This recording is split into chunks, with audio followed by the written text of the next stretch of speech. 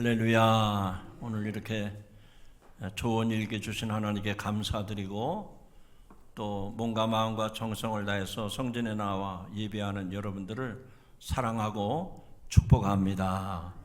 오늘 하나님 허락하신 말씀을 통해서 여러분에게 큰 은혜가 되기를 주님의 이름으로 축원합니다.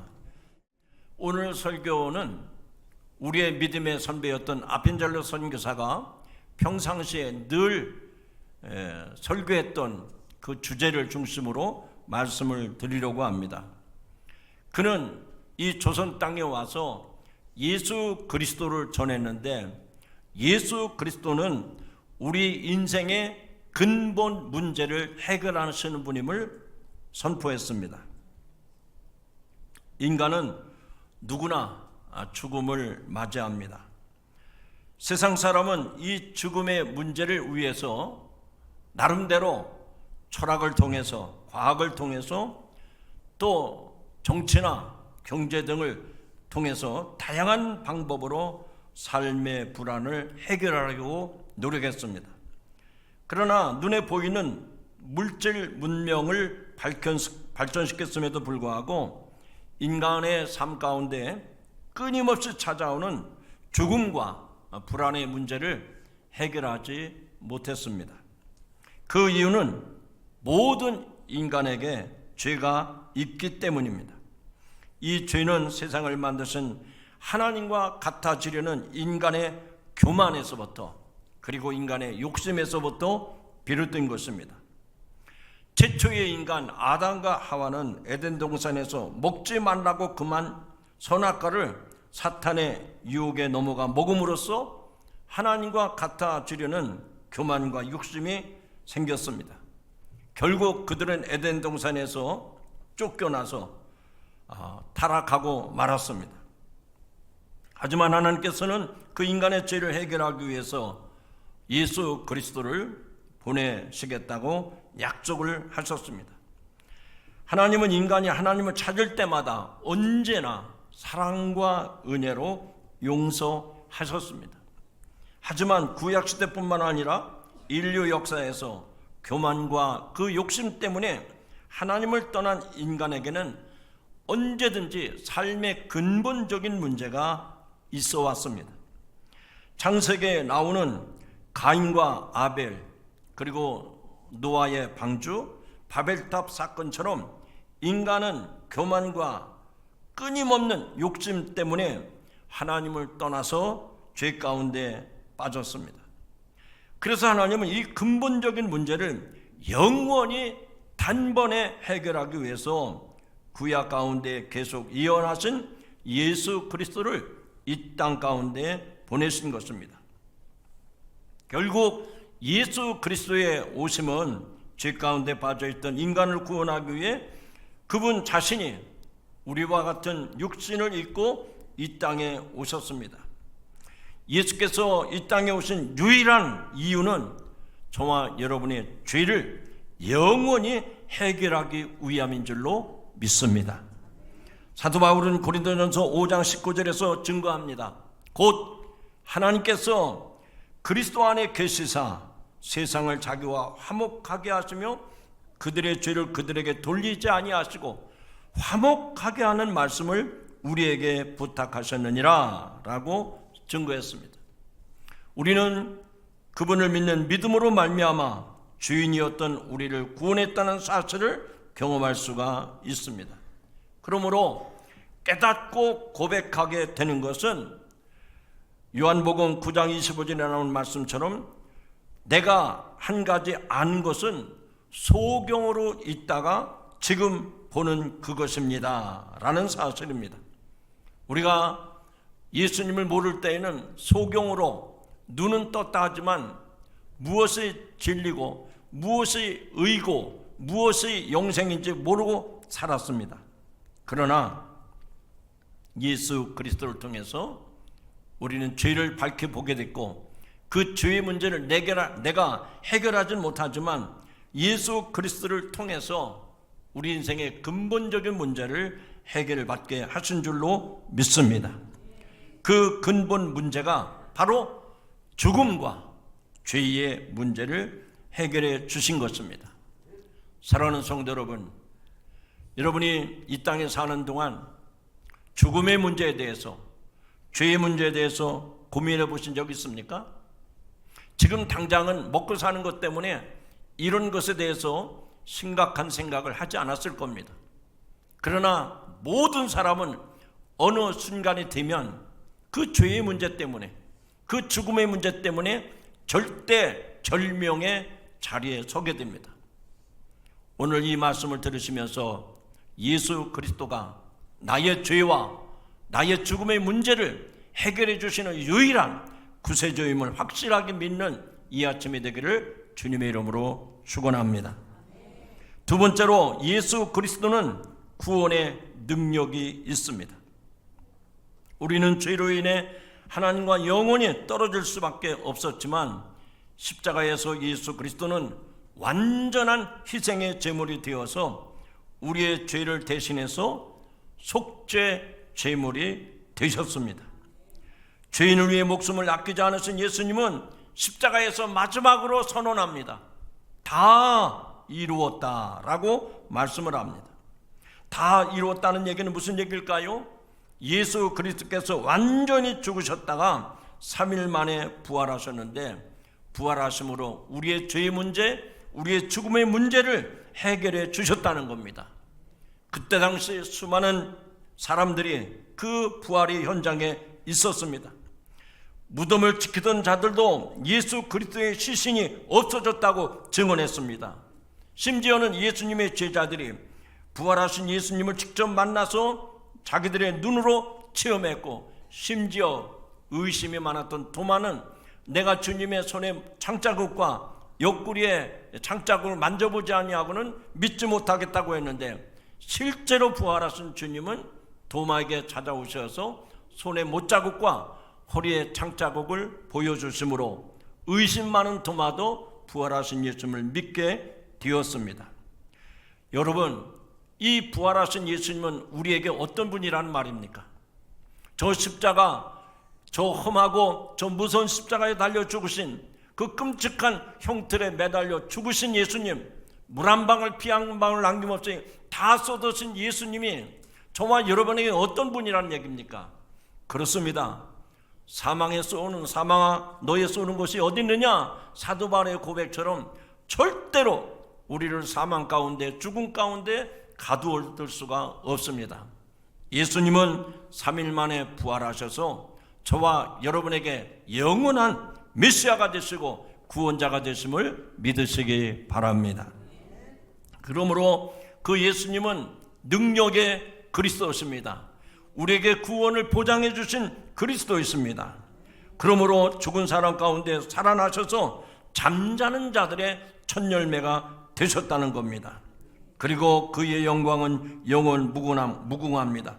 예수 그리스도는 더 이상 죽음 가운데 있지 아니하고 부활하셔서 지금도 하나님 보좌 우편에 계시면서 저와 여러분을 위해서 중보하며 기도하고 계심을 믿으시기 바랍니다. 또한 예수 그리스도를 믿는 우리는 그 죄와 사망에서 해방이 됩니다. 고린도전서 15장 53절에 보면 썩을 몸이 썩지 않을 것을 입어야 하고 죽을 몸이 죽지 아니할 것을 입어야 하느니라 라는 말씀처럼 우리 몸은 죽지만 썩지 않을 것을 입고 죽지 않을 것을 입기 때문에 우리도 그 땅에서 모든 질병과 또 고통으로부터 해방되어 영원한 부활의 생명체가 될 줄로 믿습니다. 또한 예수님을 믿는 사람들에게는 하나님의 자녀가 되는 축복을 누리게 되는 줄로 믿습니다. 요한복음 1장 12절의 말씀 보면 영접하는 자, 곧 그 이름을 믿는 자들에게는 하나님의 자녀가 되는 권세를 주셨다고 했습니다. 제가 목회를 하면서 쭉 보니까 예수 믿어도 거지같이 그냥 지나가는 거지처럼 그냥 형편없이 예수를 믿는 사람이 있어요. 근데 어떤 사람은 예수를 믿는데 저가 사는 세상적인 삶을 보면 찌들었고 힘들고 고통스럽고 눈물이 늘 있는 삶인데 어쩌면 예수 믿고 나서 저렇게 신분이 변했을까? 어떻게 저렇게 사람의 얼굴이 바뀔 수가 있을까? 정말 왕의 아들, 딸처럼 자신 있고 당당하고 그렇게 살아가는 사람들이 있습니다. 여러분, 이 말씀을 들으시면서 여러분은 어느 부류에 속했다고 생각하십니까? 예수 믿어도 여전히 죄의 종로로 돼서 육신의 정욕을 취해서 세상의 물질을 따라 살아감으로 맨날 거지같이 그렇게 살기를 원하십니까? 영접하는 자, 곧 그를 믿는 자들에게는 하나님의 자녀가 된다고 그랬습니다. 여러분, 세상에 권세 있는 사람의 자녀가 돼도 어깨를 피고 목에 힘을 주고 살아가는데 어찌 하나님의 자녀된 여러분들이 그렇게 거지 같은 인생을 살아야 되겠습니까? 오늘 이후로 나는 하나님의 자녀가 됐다는 확신을 가지고 당당하게 자신 있게 믿음의 열정을 가지고 신앙생활에 승리하는 성도가 되기를 주님의 이름으로 축원합니다. 여러분, 아무것도 아닌 것 가지고 나는 죽었다 깨어나도 못해, 나는 내 손에 장을 치죠, 나는 그런 일을 못해, 그런 사람은 할 수 없어요. 그 사람이 입술의 고백대로 그 사람에게는 그런 운명이 따를 수밖에 없습니다. 그러나 십자가에서 나를 살리신 예수 그리스도 부활의 신앙을 믿는 사람은 우리의 상황이 어떻든지 내가 불이익을 당하고 내가 손해를 보는 한이 있더라도 그 예수 그리스도를 믿는 사람은 무슨 어려움도 무슨 환난도 이겨내게 될 줄로 믿습니다. 이제 여러분에게 예수님은 어떤 분입니까? 저 건너동네 김서방이나 이서방처럼 그렇게 형편에 따라서 도와줄 만한 그런 능력의 한계가 있는 분입니까? 오늘 예수님은 우리를 죄와 사망에서 그리고 우리를 영원한 천국을 인도하시는 전능하신 하나님, 능력의 하나님이심을 믿으시기 바랍니다.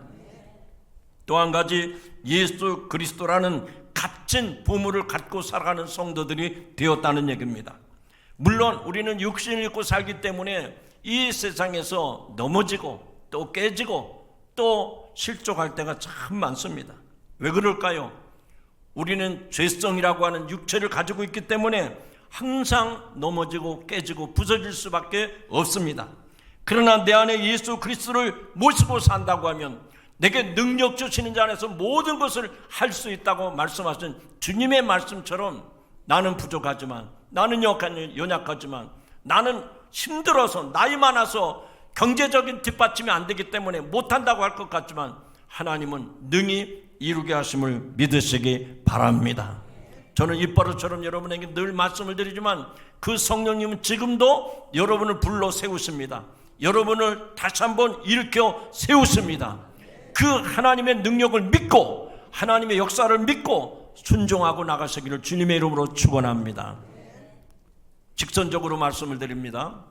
하나님이 일하시기를 원하세요. 보혜사 성령을 통해서 여러분에게 큰 역사를 이루기를 원하십니다. 그런데 여기 있는 컵처럼 이 컵을 하늘을 향해서 받쳐놔야 되는데 컵을 엎어놓고 나서 어쩌면 내 인생에 물 한 방울도 없지? 하나님은 왜 이렇게 나한테 은혜를 안 베푸시지? 여러분 스스로가 컵을 엎어놓고 나서 왜 내게는 응답이 없고 왜 내게 축복이 없느냐고 말하는 겁니다. 여러분 스스로가 하나님의 능력을 제한하기 때문에, 여러분 스스로가 성령님의 역사를 제한하기 때문에 거기에 기적이 없는 거예요. 거기에 축복이 없는 거예요. 여러분, 내게 불이익이 온다 할지라도, 내가 손해가 나는 일이 있더라도, 내가 좀 자존심이 상하는 일이 있더라도 주님이 원하시는 일이라면 끝까지 순종하고 나가시기를 주님의 이름으로 축원합니다. 우리의 믿음이 약해질 때 성령님은 어떻게 하십니까? 우리의 연약함을 아시고 탄식하시는 주님이시라고 말씀을 했습니다. 여러분, 그 이야기는 무엇입니까?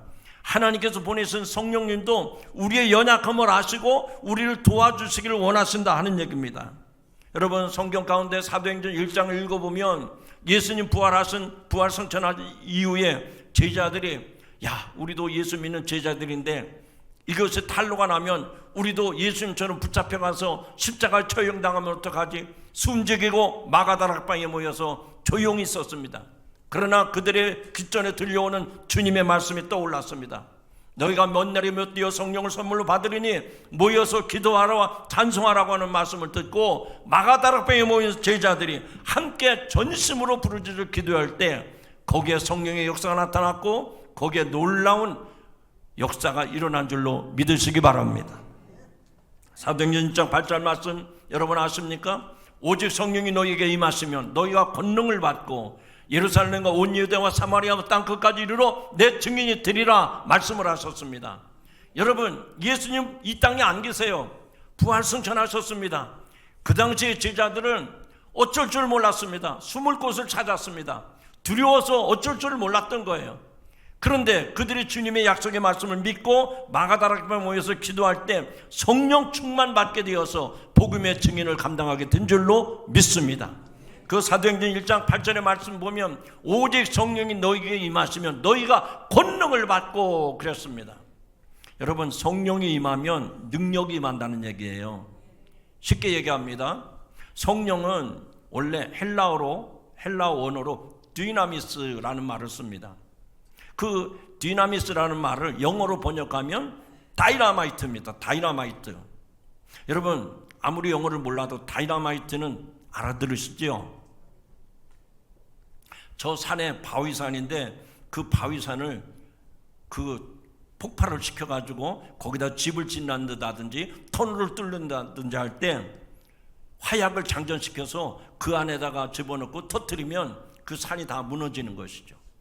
여러분, 아산만이나 사교청 같은 데 보면 그 방조제를 막은 것은 다이나마이트를 터뜨려 가지고 그 주변에 있는 산의 돌을 다 떠다가 막은 겁니다. 제가 그 동네 살았으니까 장본인 아니겠어요? 여러분, 다이나마이트 폭발력이 얼마나 큰지 아시죠? 그런데 성령이 바로 디나미스, 다이나마이트라고 그랬던,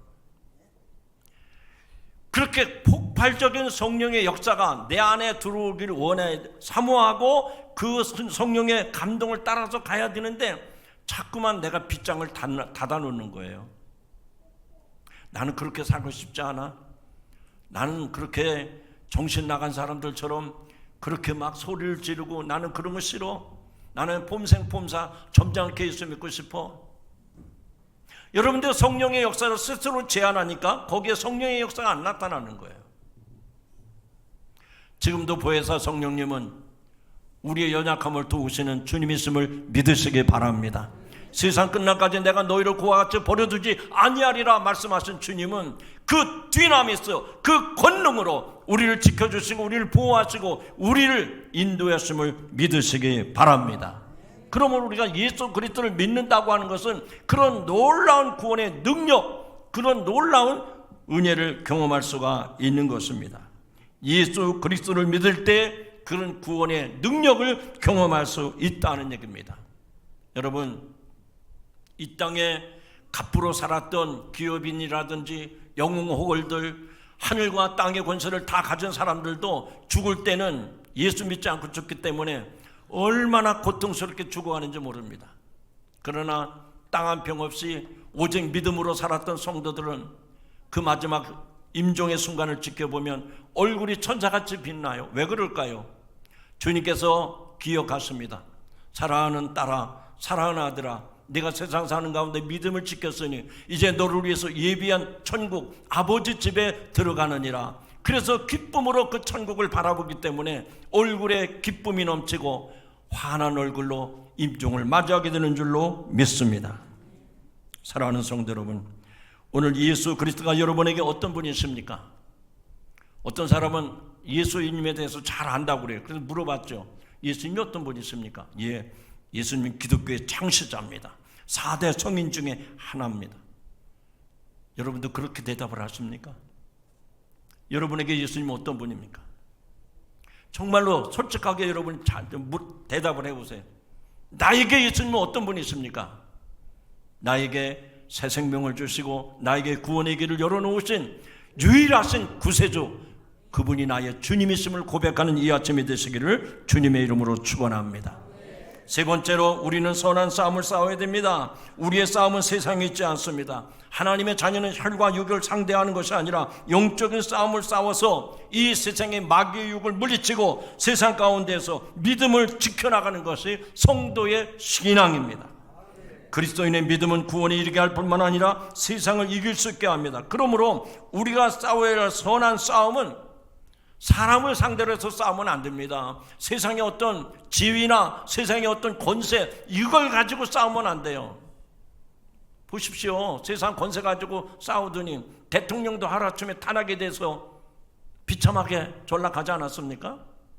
여러분의 싸움은 어떤 자리나 지위나 명예나 권세가 아닙니다. 우리의 싸움의 대상은 우리를 무너뜨리고자 하는 이 어둠의 악한 영들, 즉 사탄과 마귀와의 싸움인 것을 꼭 기억하시기 바랍니다. 여러분 분명히 기억하십시오. 여러분이 믿음으로 살려고 하면 마귀가 부추깁니다. 사탄이 여러분의 마음속에 시기, 질투, 불평, 불만을 터뜨려 놓습니다. 그래서 주일날만 되면 부부싸움을 해서 교회를 못 가게 해요. 이상하게 주일날만 되면 왜 그렇게 바쁜지 오라는 곳도 많고 가야 할 곳도 많아요. 그게 누구의 소관입니까? 마귀의 소관이에요. 근데 믿음의 성도는 그걸 이겨내지 못하는 거예요. 베드로전서 5장 8절의 말씀입니다. 우리의 원수 마귀는 우는 사자같이 삼킬 자를 찾고 있기 때문에 정신을 바짝 차리고 깨어 있어야 할 줄로 믿습니다. 최초의 인간인 아담과 하와에게 다가와서 시험에 빠지게 했습니다. 심지어 예수님에게도 마귀 사탄은 시험을 했습니다. 그렇다면 우리도 마귀에게 유혹을 당할 수밖에 없습니다. 마귀의 공격을 당할 수밖에 없습니다.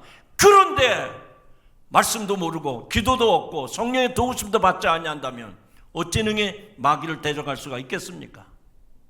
오늘 여러분의 신앙생활을 다시 한번 점검해 보시기 바랍니다. 믿음 생활 잘하는 것 같아요. 그런데 아무것도 아닌 것에 코가 빠져가지고 교회를 가야 되느니 말아야 되느니, 여러분 어처구니 없는 얘기 아닙니까? 마귀가 여러분의 그런 행동과 그런 표정을 보고 팔짱을 끼고 박장대소하면서 그래 각본대로 돼가는구나 그러지 않겠습니까? 또한 우리는 하나님의 뜻에 복종해야 됩니다. 사탄은 우리가 하나님께 순종하도록 우리에게 욕심과 교만이 가득 차 순종하지 못하도록 욕심과 교만을 가득 차게 합니다. 그때마다 예수 그리스도를 따르는 십자가의 군병처럼 우리는 어떤 조건에서도 하나님의 말씀을 붙잡고 그 말씀에 절대 헌신해야 할 줄로 믿습니다. 저는 지금 사순절 기간인데 제가 강조했죠. 여러분의 신앙생활은 어쩌면 1년 4계절 중에 이 사순절부터 시작이 된다고. 왜 그렇습니까? 우리가 믿는 예수 그리스도께서 아무 죄가 없으신데 나의 죄 때문에 저 십자가에 달리셨거든요. 좀 말씀에 어폐가 있지만 인간적인 마음이라도 주님, 내가 져야 될 십자가를 왜 주님이 지셨습니까? 주님은 아무 죄가 없는데 왜 죽어야만 했습니까? 너무나도 죄송하고 송구스러워서라도 주님, 제가 조금이라도 시간을 드릴게요. 주님, 제가 조금이라도 마음을 드릴게요. 물질은 그만두고 내가 시간이라도 들여서 기도의 자리에 나가는 건 너무나 당연한 일이 아니겠습니까? 그런데 철면피입니다. 철면피예요. 주님이 왜 십자가를 지셨지? 내가 언제 십자가 지시라고 말씀을 드렸던가? 나는 모르는 일이야. 나는 내 편한 대로 살면 되지 뭐. 여러분 다시 한번 말씀을 들으시면서 주님 앞에서 여러분의 모습을 한번 들여다보시기 바랍니다. 이대로 괜찮은가? 내가 이러고도 주님을 사랑한다고 말할 수가 있을까? 세 번째로 우리의 선한 싸움은 내 힘을 의지하는 것이 아니라 예수 그리스도를 의지하는 것입니다. 나 자신을 의지할 때는 실족할 수밖에 없어요. 또 실패할 수밖에 없습니다. 그러나 나는 부족하지만 주님을 의지하고 나가면 주님께서 우리의 삶을 형통하게 복된 길로 인도하실 줄로 믿습니다. 제가 농담 같은 얘기지만 우스운 얘기지만 한번 들어보세요. 여러분이 만약에 미국 갈 기회가 생겼어요. 어딜 간다고요? 미국 가보신 분도 계시지만 한 번도 안 가보신 분은 꼭 가보세요. 가볼 만한 곳입니다. 그런데 거리가 뭐 1시간 만에 갔다 올 거리가 아니에요. 굉장히 먼 거리입니다. 그런데 그 먼 거리를 가려면 어떻게 가야죠? 요즘은 비행기가 있으니까 비행기를 타면 됩니다. 비행기를 이용하면 돼요. 그 비행기를 이용하려면 비행기 티켓을 끊어야 되고 그리고 준비를 해야 됩니다. 이것은 인간의 수고와 노력을 말하는 겁니다. 그런데요, 돈 한 푼 안 들이고 준비도 하나 안 하고 무임승차하는 존재가 있어요. 도대체 세상에 그런 존재가 어디 있죠? 돈도 안 내요. 준비도 안 해. 그런데 미국을 갔다 와요. 누굴까요? 화장실 천장에 달라붙어 있는 파리는요, 돈도 안 내요. 준비도 안 해요. 여러분, 오늘 우리가 신앙생활하면서 제가 지금 조금 좀 다른 예화를 말씀드렸지만 내 힘이나 내 노력 가지고 할 수 있는 게 아무것도 없습니다. 그러나 나의 주 되신 예수 그리스도를 통해서 우리는 멋진 인생을 비상하게 될 줄로 믿습니다. 여러분, 오늘 이 말씀을 통해서 나는 무엇을 붙잡고 살아가는가를 점검해 보시기 바랍니다. 어떤 사람은 눈을 뜨자마자 돈, 어떤 사람은 지위, 어떤 사람은 명예, 어떤 사람은 권세, 어떤 사람은 인간관계. 그러나 그것은 한계가 있습니다. 영원할 것이 아닙니다. 오늘 예수 그리스도만이 나의 구주심을 고백하며 나가시기를 주님의 이름으로 축원합니다. 마지막으로 우리는 하나님 나라를 만들어 가야 됩니다. 신약 성경에 보면 하나님 나라, 하늘나라가 115번이 기록되어 있습니다. 사도 요한이 증거한 말씀에 보면 회개하라, 하나님 나라가 가까이 왔느니라 라고 말씀을 합니다. 신약 성경의 마지막, 성경의 마지막 요한계시록에 보면 하늘에서 큰 음성이 울려 이제 우리 하나님의 구원과 권능의 나라가 이루어지고 라고 말씀을 합니다. 이 하나님의 나라는 이 세상에 속한 것이 아닙니다. 하나님의 나라는 먹고 마시는 것을 위해서 존재하는 나라가 아닙니다. 하나님의 나라는 성령 안에서 누리는 의와 평화와 기쁨이 넘치는 곳인 줄로 믿습니다. 달리 말하면 하나님 나라는 천국입니다. 그러므로 이 하나님의 나라는 세상적인 교육과 치유를 넘어섭니다. 하나님의 나라는 하나님의 형상이 온전히 회복되는 세상입니다. 우리는 예수 그리스도를 전파하여 하나님 나라의 의로움과 평화와 기쁨이 이 세상 가운데 넘쳐서 왕이신 예수 그리스도가 다스리시는 그런 천국 같은 세상을 만들어가는 것이 주님이 우리에게 분부하신 일인 줄로 믿습니다. 이제 말씀을 맺고자 합니다. 사랑하는 성도 여러분, 지금으로부터 140년 전 이 조선 땅은 가난과 질병과 어둠이 드리워진 땅이었습니다.